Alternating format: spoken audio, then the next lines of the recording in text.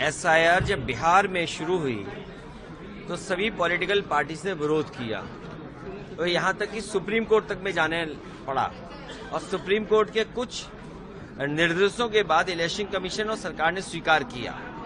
लेकिन इधर ये जो एसआईआर की एक्सरसाइज है, ये एसआईआर की एक्सरसाइज वोट जोड़ने के लिए होनी चाहिए, वोट काटने के लिए नहीं होनी चाहिए। बिहार में बड़े पैमाने पे वोट काटा क्योंकि आज डेटा अवेलेबल है, बूथ लेवल पे डेटा अवेलेबल है, तो बीजेपी जहां जहां हार जाती है वहां वोट कटवा देती है। यूपी में 3 करोड़ वोट कटने जा रहा है और जिस कॉन्स्टिट्यूंसी से मैं चुन करके आता हूं, अभी जो डेटा निकल करके आया वो है कि 2 लाख से ज्यादा वोट कट रहा है।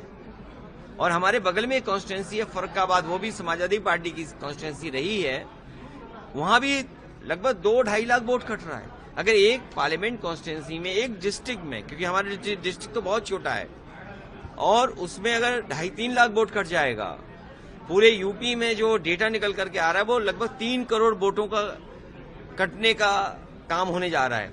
तो आप इलेक्शन कैसे करा रहे हैं? इलेक्शन तो तब अच्छा होगा जब वोट ज्यादा हो, सबको वोट डालने का मौका मिले। इलेक्शन कमीशन की जिम्मेदारी है कि सबका वोट बने, लेकिन इधर जो एसआईआर की एक्सरसाइज हो रही है, ये वोट काटने की हो रही है। जो लोग एनआरसी नहीं कर पाए सीधे सीधे, वो एसआईआर के माध्यम से एनआरसी करा रहे हैं।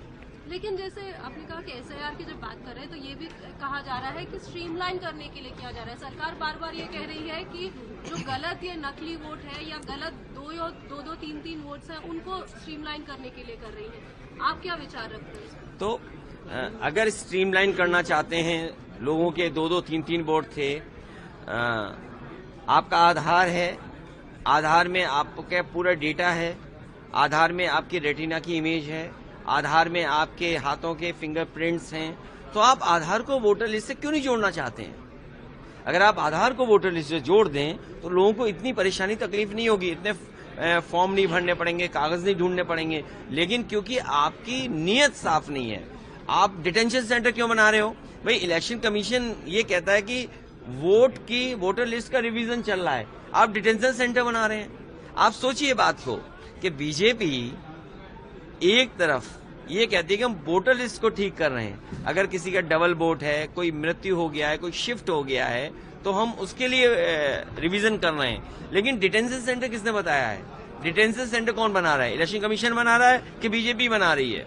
तो इसका मतलब एसआईआर के साथ एनआरसी भी है, और फिर आपने आधार में सब कुछ रिकॉर्ड किया हुआ है, इतना डेटा आपके पास है, तो आधार को आप क्यों नहीं मान रहे हैं? वोटर लिस्ट से क्यों नहीं जोड़ रहे हैं आप?